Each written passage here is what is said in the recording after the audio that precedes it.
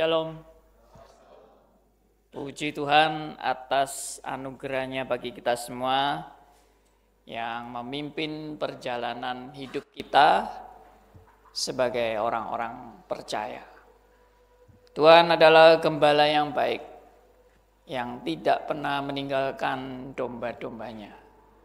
Dimanapun dombanya selalu dibimbing, diarahkan untuk berjalan di dalam kebenaran firman-Nya. Puji Tuhan, juga salam kenal buat semua rekan-rekan. Ini pertama kali saya khotbah di Gereja Eleos. Terima kasih untuk Bapak Gembala dan juga Ibu Cahaya yang menghubungi saya untuk pelayanan di tempat ini. Oke, sebelumnya mari kita berdoa. Sekali lagi kita mohon pimpinan Tuhan untuk pemberitaan firman-Nya. Mari kita berdoa. Bapa yang di surga, Bapa yang kami kenal dalam Tuhan kami Yesus Kristus, kami sungguh bersyukur karena anugerah-Mu yang luar biasa dalam kehidupan kami. Kami yang tadinya hidup sia-sia, sekarang menjadi hidup yang berarti. Kami tadinya hidup yang tidak ada arahnya, namun sekarang hidup kami boleh mempunyai tujuan yang jelas. Kami sungguh bersyukur pada hari yang khusus ini, yaitu hari Paskah, di mana Kristus menyatakan kuasa kebangkitannya, kuasanya atas maut yang telah dikalahkan, dan kami semua sekarang boleh menjadi orang-orang yang diperbaharui, orang-orang yang dengan hidup baru, orang-orang yang mempunyai tujuan yang jelas dalam kehidupan kami. Bukan hidup untuk sia-sia, tapi hidup untuk hal yang bernilai kekal. Terpujilah nama Tuhan, Engkau berkati seluruh pemberitaan firman. Bila hanya Roh Kudus yang bekerja dan membuka mata rohani kami, memberi kami pengertian hikmat bijaksana surgawi, sehingga kami pulang dengan tidak sia-sia. Nama Tuhan boleh dipermuliakan. Kami serahkan doa kami dalam nama Tuhan kami Yesus Kristus, Tuhan dan Juru Selamat kami yang hidup sampai selamanya. Amin. Oke, mari kita membuka firman Tuhan sesuai dengan yang sudah tercantum, yaitu dari surat 1 Petrus pasal 1 ayat yang ketiga. 1 Petrus pasal 1 ayat yang ketiga. Mari kita baca bersama-sama kebenaran firman ini.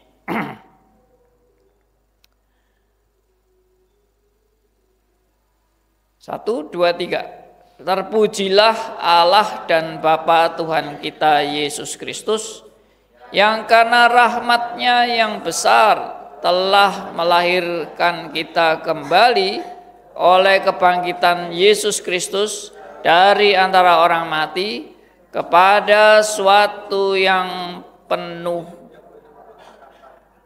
di antara orang mati kepada suatu hidup yang penuh pengharapan. Ya, puji Tuhan. Tema khotbah hari ini adalah kebangkitan adalah harapan. Saudara-saudara, surat 1 Petrus ditulis bukan dalam keadaan jemaat yang happy, kemudian ya penuh dengan kesuksesan, ya, kebahagiaan dan sebagainya. Kalau kita lihat latar belakang daripada surat 1 Petrus ini, jemaat sedang dalam keadaan terancam. Nah, kalau kita membaca ayat tapi kita tidak memperhatikan latar belakangnya, maka kita kadang menangkap ayat ini secara keliru, ya. Nah, kenapa jemaat dalam keadaan terancam? Karena kita tahu, saudara, ya, bahwa pada masa-masa seperti itu kondisi kekristenan atau gereja mula-mula itu bukan kondisi yang baik-baik saja. Mereka dalam keadaan mempunyai musuh yang besar. Nah, saya berikan catatan ada 3 musuh besar yang terjadi pada waktu itu. Ya, bukan maksudnya gereja mau cari-cari musuh, bukan. Tapi justru tiga unsur ini yang memusuhi orang-orang Kristen. Yang pertama adalah Kekaisaran Romawi. Nah, saudara-saudara, dalam keadaan gereja yang baru didirikan, ya, jemaat yang baru percaya. Waktu itu kenapa kok pemerintahan Romawi sangat membenci kekristenan? Karena waktu Injil diberitakan, pemerintahan Romawi ini kan menuntut bahwa rakyat harus menyembah kaisar sebagai Allah. Nah, tentunya pekabaran Injil tidak mengajarkan bahwa orang Kristen menyembah kaisar sebagai Allah. Allah yang benar adalah Allah Yahweh, satu-satunya Allah yang patut disembah. Dan menjadi orang Kristen tidak boleh menyembah kaisar sebagai Allah. Nah, ini dianggap melawan pemerintahan Romawi. Kalau ajaran ini dibiarkan, ini berbahaya bagi kekaisaran Romawi. Karena itu banyak orang Kristen yang sepertinya di-wanted, ya, oleh pemerintahan Romawi. Yang kedua, yang memusuhi orang Kristen itu adalah orang khususnya dari agama Yahudi sendiri. Ya, agama Yahudi itu menganggap kekristenan itu sebagai bidat waktu zaman itu. Kenapa? Karena ini agama baru. Dan agama baru ini mengajarkan hal yang justru sangat bertentangan dengan ajaran agama Yahudi. Yaitu menyembah seorang manusia yang mungkin dianggap luar biasa, manusia ini seperti nabi mungkin juga, tapi disembah sebagai Allah. Wah, ini jelas penyesatan bagi agama Yahudi. Menyembah Yesus, manusia Yesus disembah sebagai Allah. Sehingga orang Kristen dianggap melawan atau merusak ajaran agama Yahudi. Mereka juga di-wanted. Dan yang ketiga, musuh orang yang memusuhi orang Kristen adalah orang-orang kafir, penyembah-penyembah berhala. Mereka setiap kali diinjili, semua berhala harus disingkirkan dan ditinggalkan.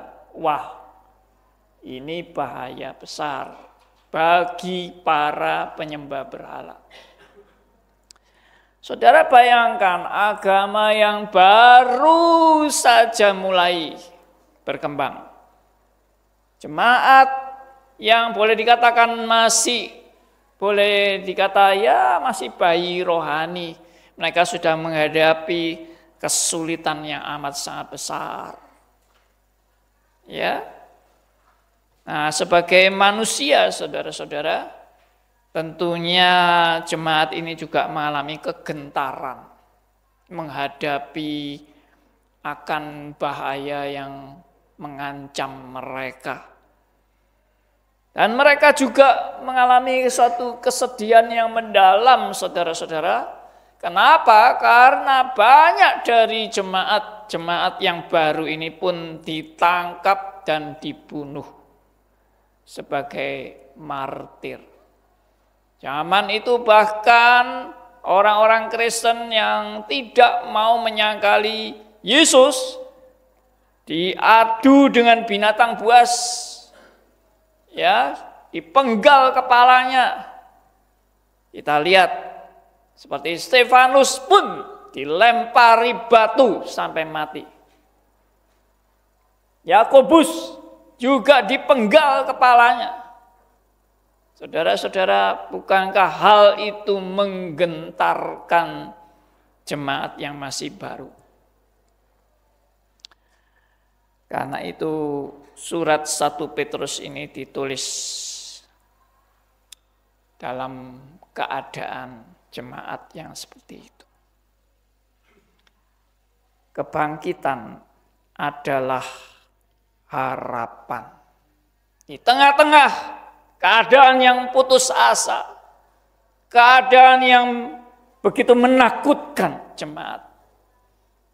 Mereka bukan dijanjikan seperti zaman sekarang, saudara-saudara ya. Kalau jadi Kristen, sukses. Jadi Kristen, kaya. Ya. Jadi Kristen, semuanya akan dikabulkan Tuhan permintaan-permintaan Anda. Ada amin? Nah, ternyata sangat berbeda apa yang dialami oleh mereka. Mereka justru akan menghadapi kematian, seperti digilir satu-satu akan menghadapi kematian. Nah, tapi Rasul Petrus memberikan ayat yang baru kita baca ini. Sebetulnya ayat ini berkaitan dengan ayat-ayat sesudahnya. Tapi kita nggak sempat membahas ya. Karena waktu yang terbatas. Saya akan memberikan 3 poin penting saudara-saudara di dalam kita merenungkan 1 Petrus 1 ayat yang ketiga ini. Dikatakan di sini bahwa karena rahmatnya yang besar, ya, karena rahmatnya yang besar telah melahirkan kita kembali oleh kebangkitan Yesus Kristus dari antara orang mati kepada suatu hidup yang penuh pengharapan. Poin pertama yang akan saya bagikan kepada Anda adalah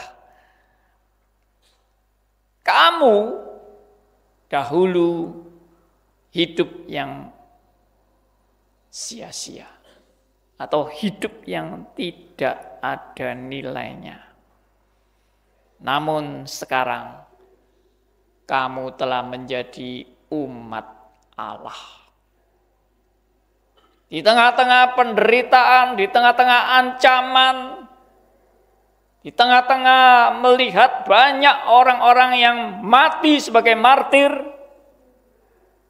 Rasul Petrus mengingatkan bahwa kamu dahulu itu bukan apa-apa, tapi sekarang kamu menjadi umat Allah.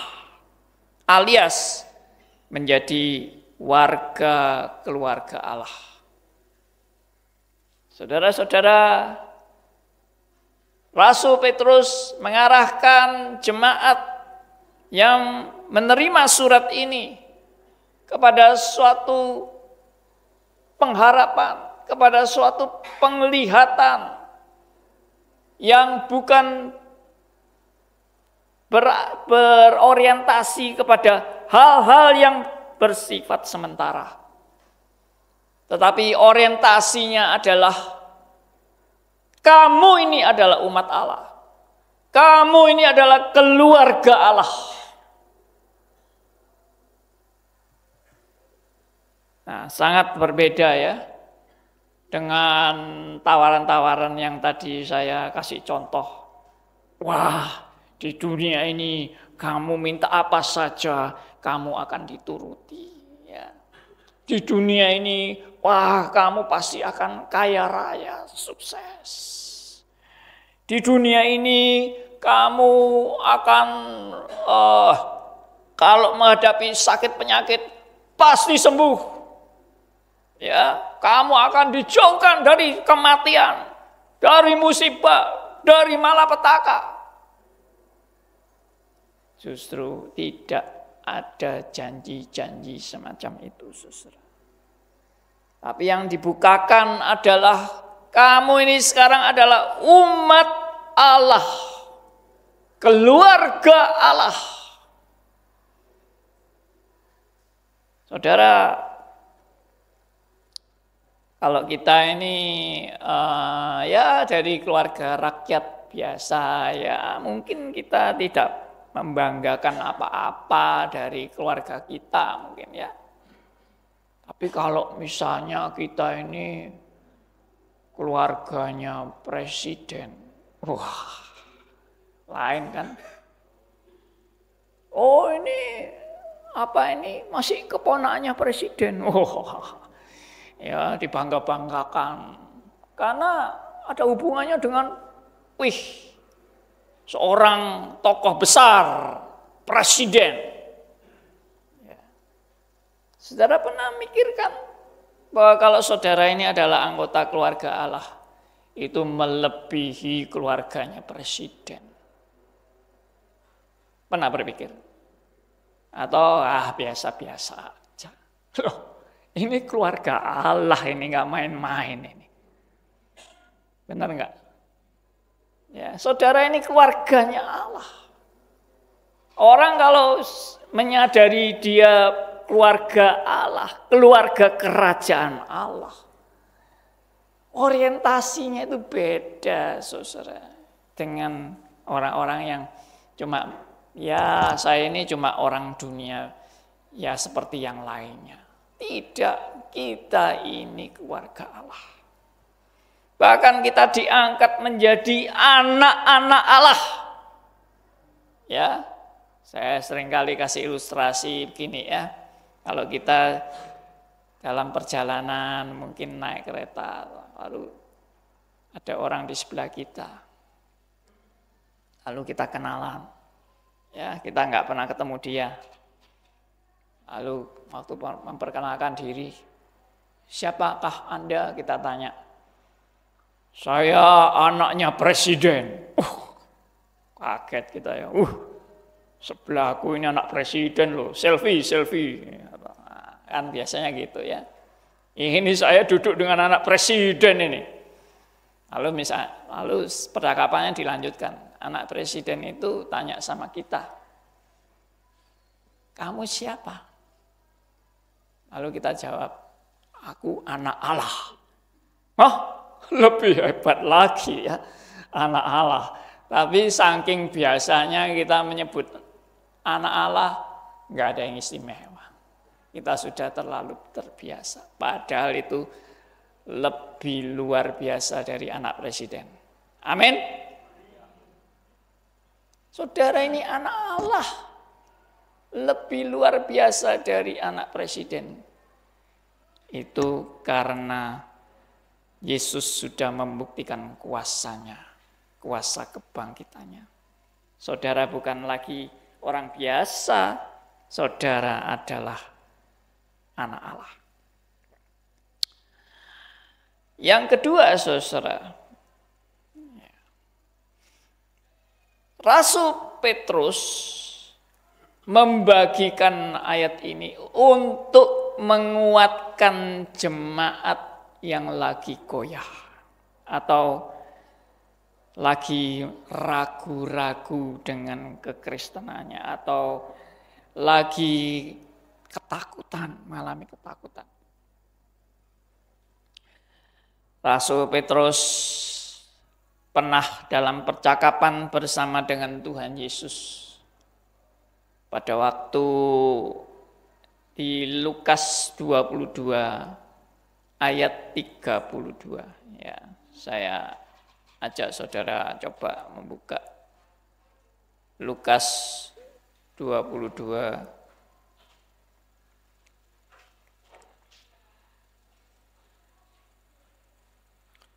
ayat 32.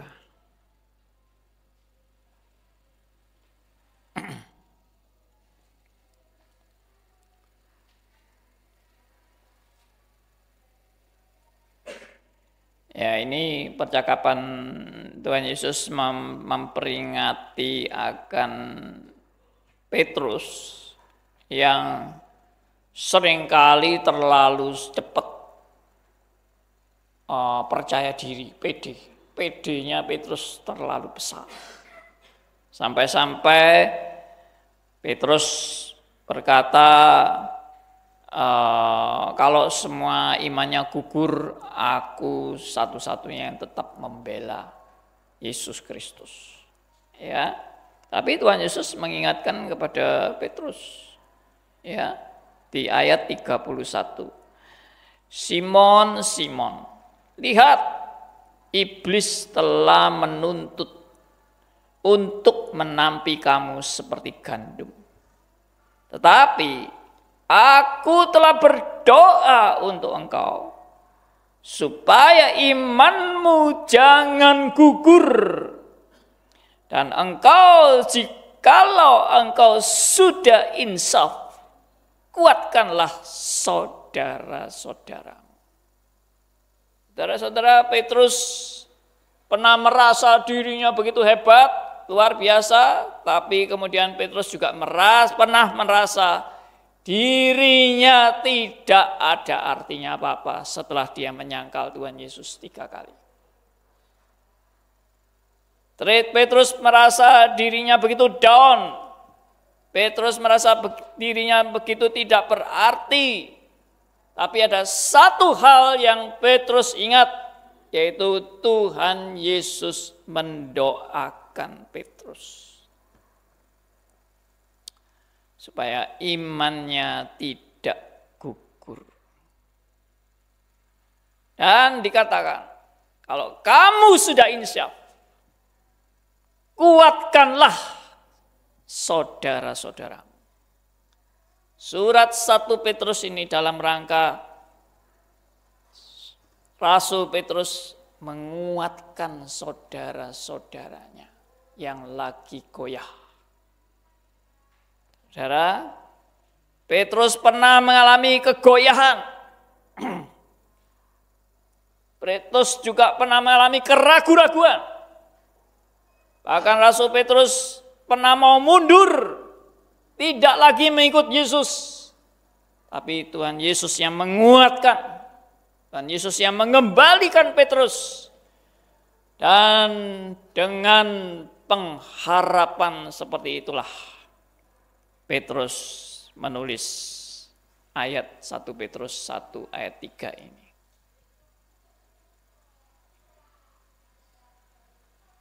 Di dalam juga Yohanes 21 ayat 15 sampai 17. Tuhan Yesus pernah bertanya kepada Petrus, apakah engkau mengasihi aku lebih daripada semua ini? Rasul Petrus bilang, ya Tuhan, engkau yang tahu aku mengasihi engkau. Sampai 3 kali Tuhan Yesus bertanya, apakah engkau mengasihi aku lebih daripada semua ini? Tuhan Yesus katakan, gembalakanlah domba-dombaku.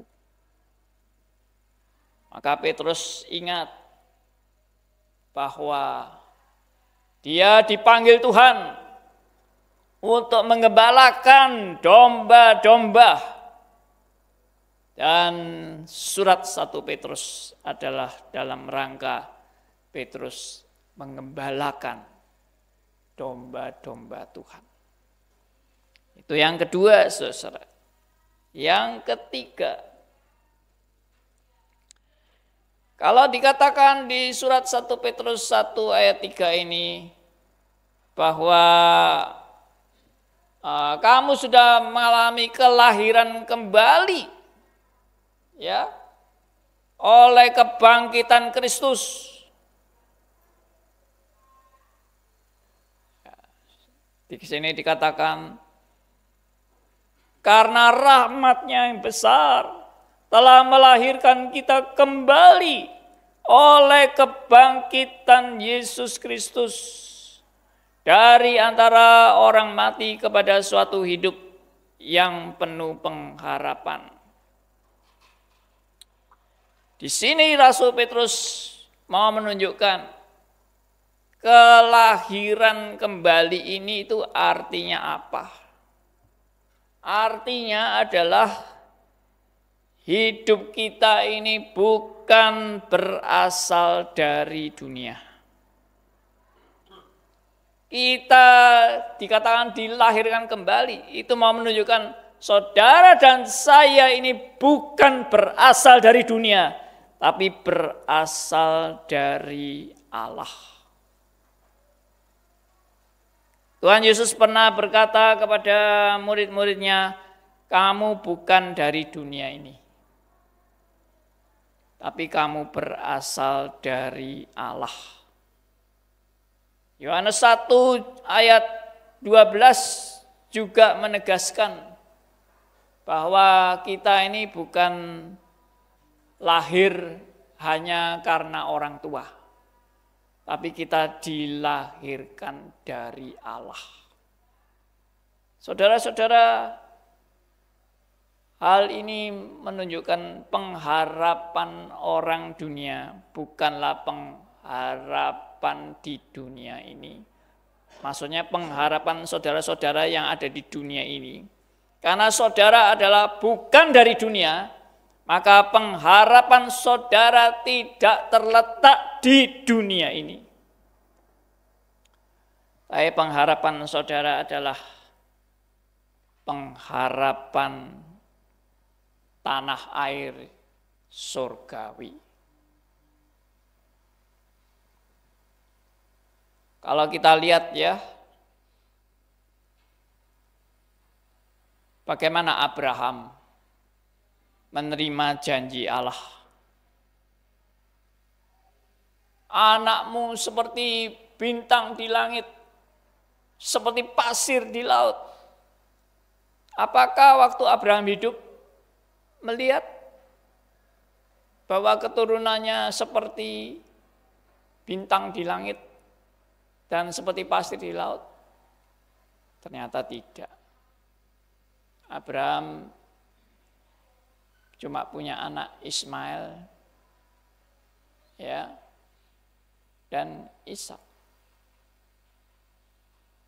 Lalu di mana itu yang bintang di langit dan pasir di laut? Abraham tidak melihat. Tapi dikatakan dalam kitab Ibrani, orang-orang seperti ini tidak mengharapkan tanah air yang di dunia ini, tapi mengharapkan tanah air yang di surga. Saudara sekalian, hal ini juga mau menunjukkan kita kepada suatu kesimpulan. Kesimpulannya adalah kalau saudara bukan berasal dari Allah, saudara juga bukan warga kerajaan di dunia ini. Ya, saudara adalah orang-orang yang berasal dari Allah. bukan dari dunia ini.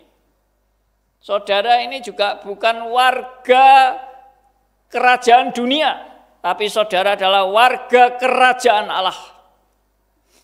Lalu pertanyaannya adalah, apa yang seharusnya saudara dan saya kerjakan selama di dunia ini? Kalau kita hanya mengerjakan pekerjaan-pekerjaan yang hanya bersifat sementara dan duniawi, mungkin kita lupa, saudara, bahwa kita ini adalah warga kerajaan Allah. Sebagai warga kerajaan Allah, seharusnya kita mengerjakan misi kerajaan Allah. Itulah yang menjadi fokus hidup saudara dan saya. Yang kedua, orang yang sudah dibeli oleh darah Kristus yang mahal dan dibuktikan kemenangannya atas maut oleh kebangkitan Kristus, maka orang yang sudah dibeli dengan harga yang mahal ini, dia tidak lagi hidup untuk dirinya lagi. Tidak lagi hidup untuk dirinya sendiri. Tidak lagi hidup untuk kepentingan dirinya. Tidak hidup untuk hal-hal yang sementara. Tapi hidup bagi Tuhan. Saudara, sejak saya bertobat, satu hal yang paling membuat saya berubah dan tidak bisa melupakan itu adalah saya bukan milik saya lagi. Firman Tuhan di dalam 1 Korintus 6 ayat 19-20 dikatakan, kamu bukan milik kamu sendiri. Kamu telah lunas dibayar. Saudara-saudara, kamu sudah dibeli. Harganya telah lunas dibayar. Berarti aku bukan milikku. Aku adalah milik Kristus. Hidupku juga bukan untuk aku, tapi hidupku adalah bagi Kristus. Itulah kenyataan, suatu yang harus nyata dalam hidup saudara dan saya. Kalau mengaku saya adalah murid Kristus, saya adalah pengikut Kristus. Apakah saudara juga berkomitmen, hidupku adalah bagi Kristus? Ini semua yang kita dengar di zaman akhir ini, ya, itu banyak yang terbalik. Kita seringkali menuntut bagaimana Tuhan memenuhi segala keinginanku. Tapi kita tidak pernah berpikir bagaimana hidupku boleh dipakai untuk melaksanakan apa yang Tuhan mau. Kuasa kebangkitan Kristus tidak bersifat antroposentris, untuk kepentingan diri, untuk kemuliaan diri. Tidak. Kebangkitan Kristus mengajak saudara dan saya untuk berubah orientasi. Hidup bukan lagi untuk aku, tapi hidup bagi Kristus. Satu ayat yang paling terkenal di surat Filipi. Filipi 1 ayat 21. Masih ingat? Coba kita buka. Filipi 1 ayat 21. Kita baca sama-sama ya.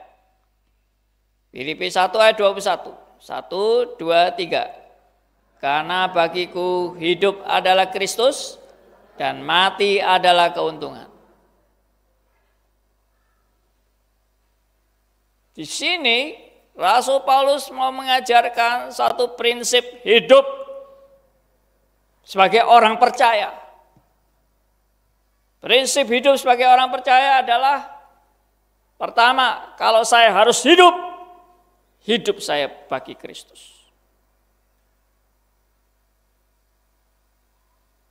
Tapi kalau saya harus mati, itu bukan kerugian, tapi keuntungan. Di sini tidak ada satu bagian yang mengatakan bahwa hidup itu untuk diri sendiri dan mati itu adalah sial. Tidak ada.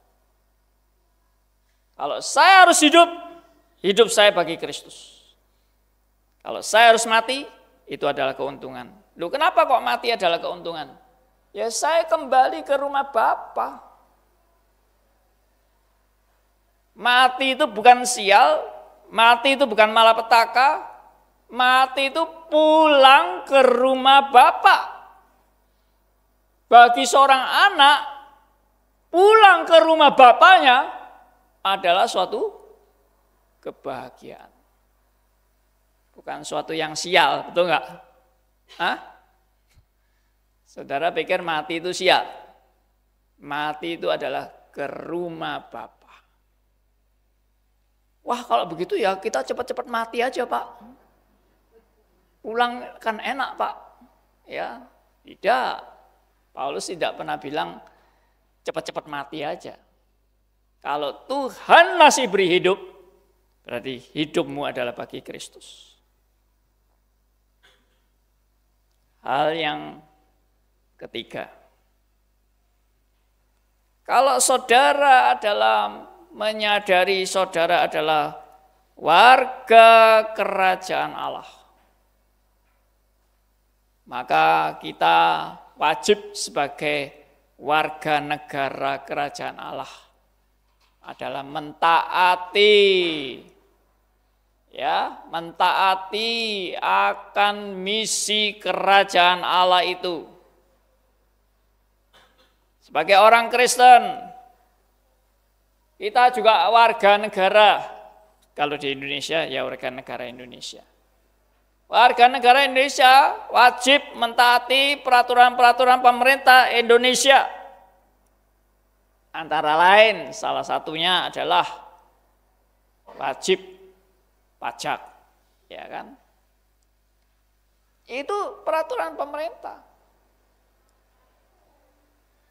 Nah, sekarang saudara warga kerajaan Allah, tapi saudara tidak pernah peduli dengan misi kerajaan Allah.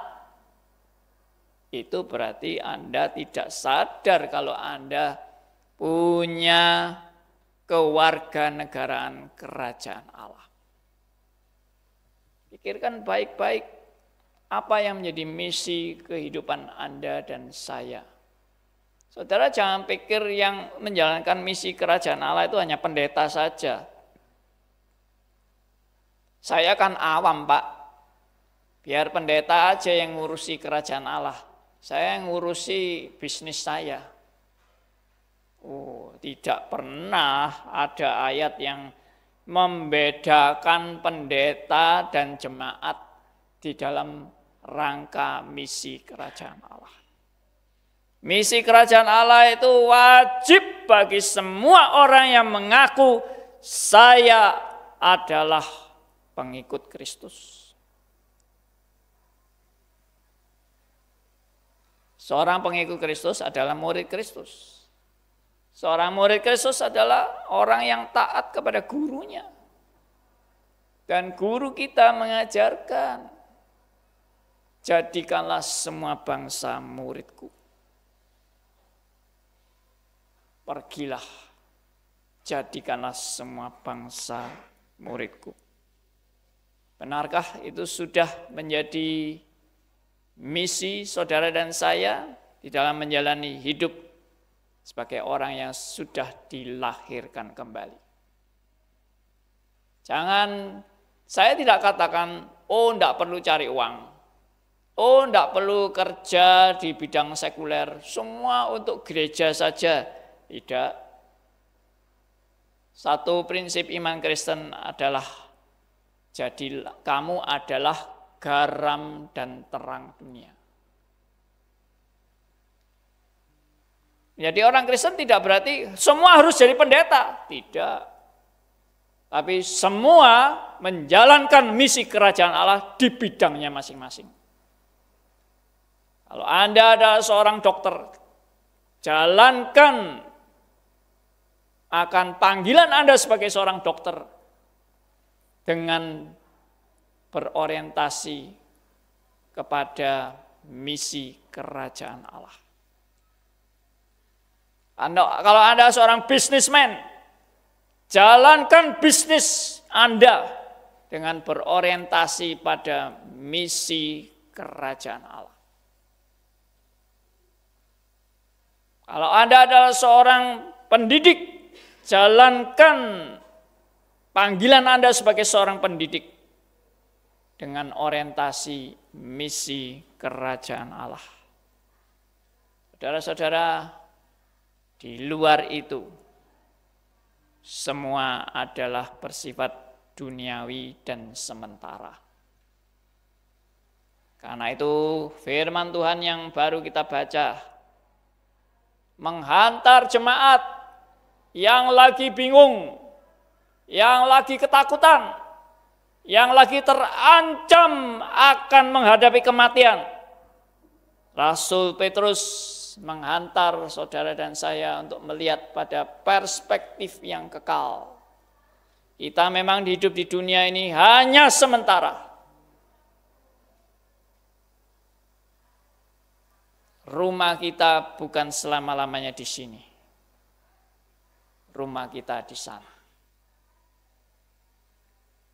Biarlah ini boleh menguatkan kita semua. Amin.